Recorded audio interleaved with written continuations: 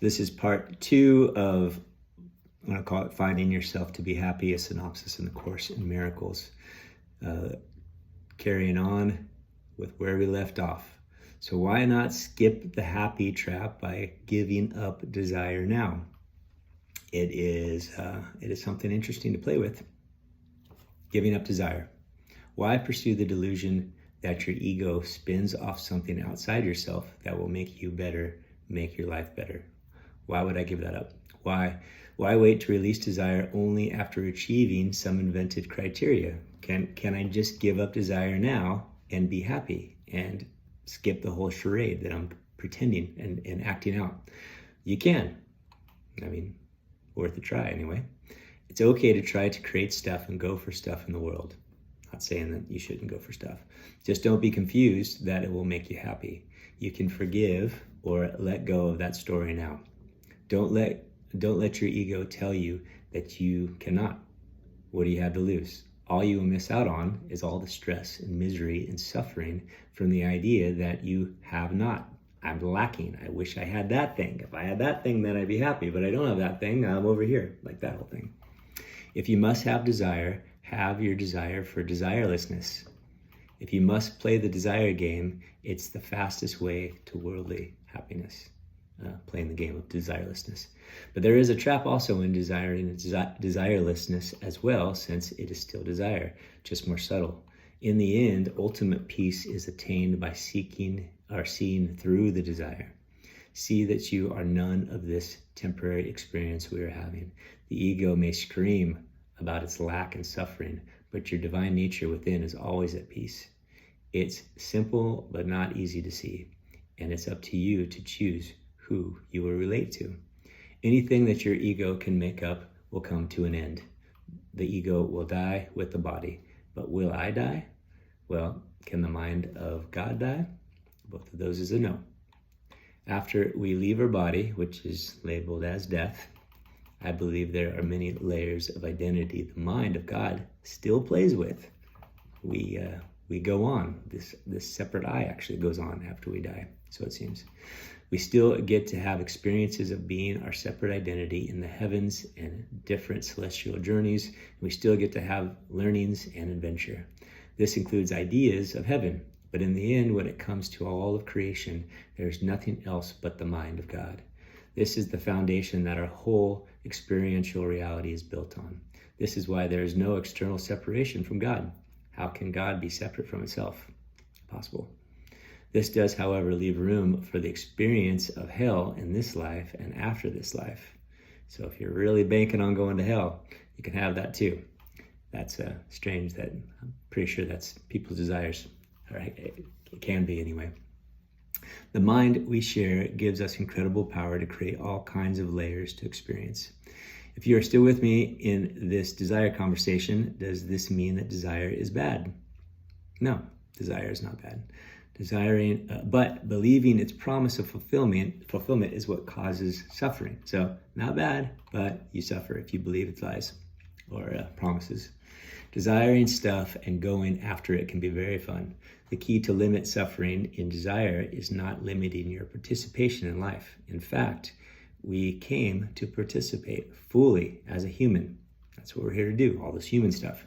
The key is to participate and not be attached to the outcome. That's the tricky part. Jesus said to be in the world, but not of the world. Knowing these concepts gives you a chance to play in the world, but need nothing. Indian Guru Satya Sai Baba said, you can have everything, do anything, be anything, just don't be attached. We suffer when we think that happiness is anywhere but within. So here and now, that's all. This is what we really have. It's all here and now. Nothing can make me happy because happiness is already here. Can't make me happy, make me different. That's the lie that it's out there. So going out to achieve it is what makes me unhappy, because by the nature of it, it's an attempt to leave where you are, which is impossible. So you struggle with the impossible, and of course it's frustrating and induces suffering. Get a glimpse of that, and the world and all its extremes becomes a playground that never disappoints. Fully realize that your fulfillment is in your identity, and you may end up graduating and not stay in this reality long. And as our reality's lessons will have been learned, which is cool. So here's the next topic. Projection makes perception. The Course in Miracles talks about this. Projection makes perception. This is to say that the world we see is an experience created by our personalities, minds, dominant ideas, wishes, and emotions. To complicate this further, just as an idea can change in a moment, so our perceptions change moment by moment as well. Here's a quote from the Course in Miracles. We look inside first and decide the kind of world we want to see, and then project that world outside, making it the truth as we see it. ACIM goes on to say, we see a world of evil, destruction, malice, envy, and despair. And all this we must learn to forgive, not because we are being good or charitable, but because what we are seeing is not true. End quote. Seeing the world as innocent and good is the most unbelievable thing for those believing their body senses. You believe your body's senses of that things are bad, well, then you're going to get stuck in your made-up badness.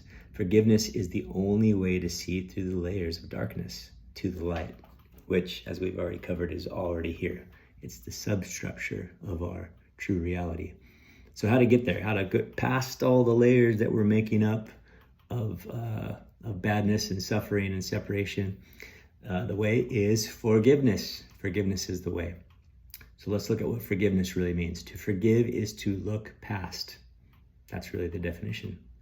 Forgive is to look past the perception your little mind has put together from the body's inputs. Now, this is not easy since it's going against a lifetime of your survival and specialist training under the tutelage of your ego.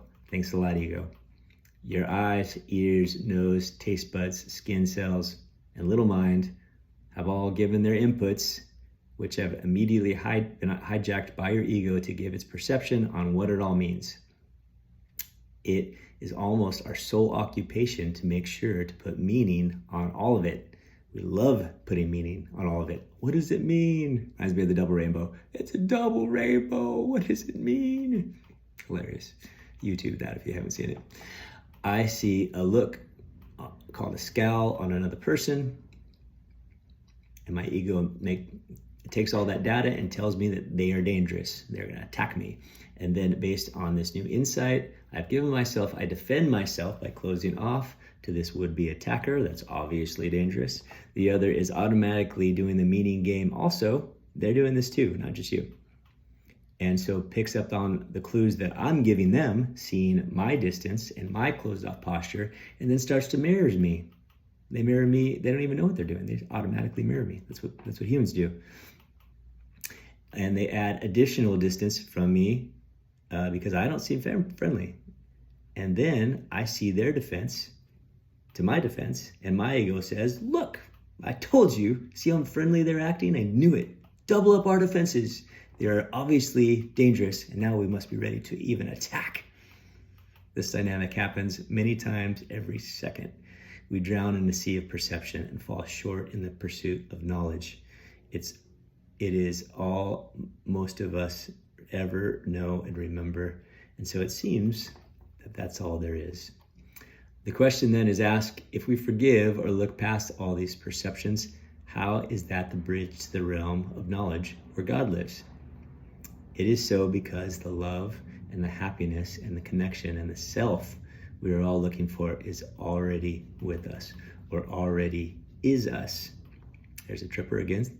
Whoa, it's already you. Yes, it is. Remember, so far, all our stories of who we are and who other selves are and who the world is, all these have been spun by our ego. Remember our meaning machine, always putting meaning on everything, using the little mind and the body senses. And do you recall what these little minds are built with and built on? The mind of God, that's right.